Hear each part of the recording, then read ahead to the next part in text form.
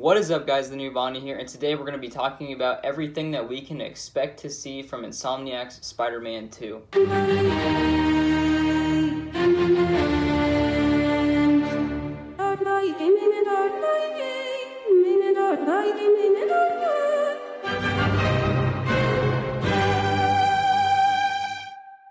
Alright, you guys, so as some of you may have seen, I did live stream the second half of the game of Insomniac's Spider-Man, and I absolutely loved it. It is one of my favorite games of all time now because Spider-Man is already my favorite superhero. And so today I'm going to be telling you guys all about the potential that the newest Spider-Man game that Insomniac definitely has guaranteed to come out, Spider-Man 2. So let's go ahead and talk about some of the things that we can expect to see from it. I'm going to go ahead and start with the suits. Now, we had a very big roster of suits in this Spider-Man game, and a lot of different variety, a lot of stuff I haven't even seen in comics before. But there are some that we didn't see, and some that a lot of us really were expecting, especially the black Spider-Man suit. So why didn't we see this black Spider-Man suit? Well, apparently Insomniac probably has their own twist on it that they're going to make, or it just didn't fit in right because they didn't introduce the character Venom yet, and that's another thing that I'm going to get to later. But we can expect to hopefully see a black-suited Spider-Man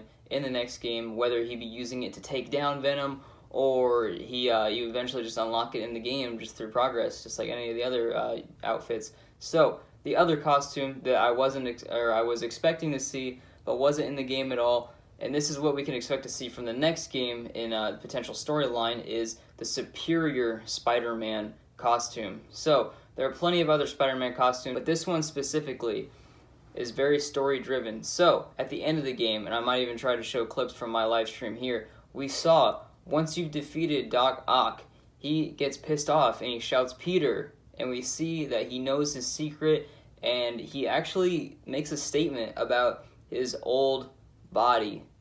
That meaning that his body is getting old and weak. And if you guys haven't read the Superior Spider-Man comic, here's exactly what happens in it.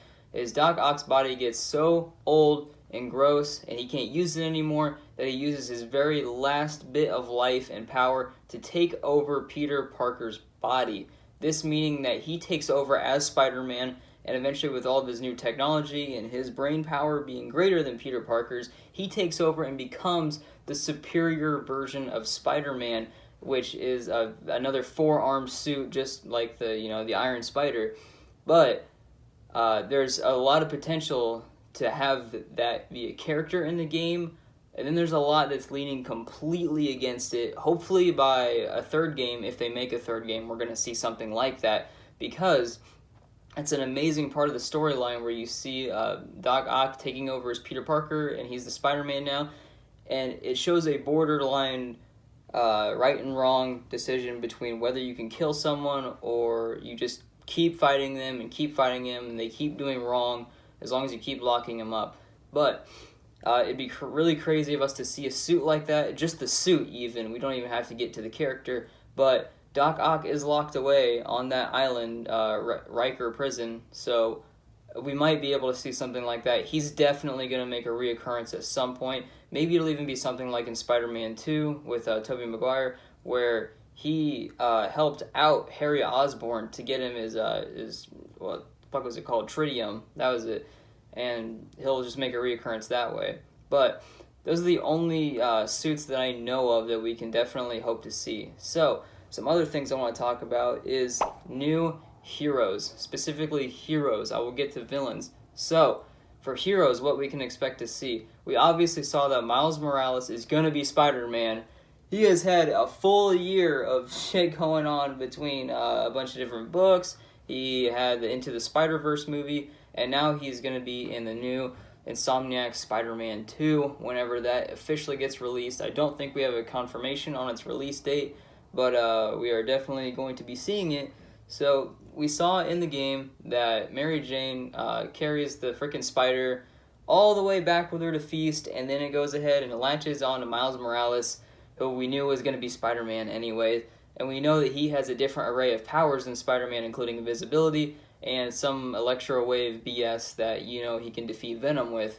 So, which is also key because Venom is probably going to be in this next. No, it's not probably. He's definitely going to be in the next game. But Miles Morales is bitten by one of the spiders from Oscorp, and then you see him in the very end. He jumps up on the ceiling, asking Peter, "Oh, something weird going on. Isn't this kind of weird?" And then Peter jumps up there with him, says it's not that weird. So we're obviously going to be seeing that Peter Parker will be mentoring him. So we know Peter's going to be in the next game as Peter Parker. He's going to be mentoring Miles Morales and turning him into the good-natured Spider-Man that he's intended to become. So what does that leave us with in the game for gameplay? Because obviously everyone's going to want to play as Miles Morales now that he's Spider-Man and not just a freaking worthless kid and another sneaking tactic, by the way. I hate sneaking in the game. But yeah, we're going to see Miles Morales a lot more, and he'll probably be doing a lot more stealth stuff since he has the power of invisibility as one of his many arrays of power that's the original Peter Parker Spider-Man does not have. Some other characters we might see. I can't see a potential for Spider-Ham. Maybe we'll see something with Mary Jane. I don't know if she's really going to get any cool powers or anything. I doubt it, but we did see that at the very end of the game, there are like 4 different ending cutscenes that Peter Parker and MJ's relationship, it came back together. Those two are back at it. So maybe they're going to do some cutesy teamwork shit, and Spider-Man's going to help her become a Spider-Woman, and we're going to have a huge fucking spider outburst in the entire game. I don't know for sure. These are just things that we can expect to see. Now, talking about villains. What can we expect to see of villains? Obviously, we're going to get a Green Goblin. I mean, it's too freaking obvious. At one point in the game, there was, and I don't have a clip for it, but there was a purple briefcase, or no, a green briefcase, and little purple grenade-shaped objects sitting on a desk that you could walk up to and analyze. That has to be Green Goblin's pumpkin bombs, and it was very clear to pretty much everyone, or at least it should have been, that Norman Osborn, after resigning from his mayoral position, is going to be taking over some sort of villainy aspect, meaning that he is going to be Green Goblin. We will have our Green Goblin. He's going to have his glider. He even showed up with the green ooze that Oscorp produces that makes him into Green Goblin in the first place. Now, another character we can expect to see is either Hobgoblin or Venom.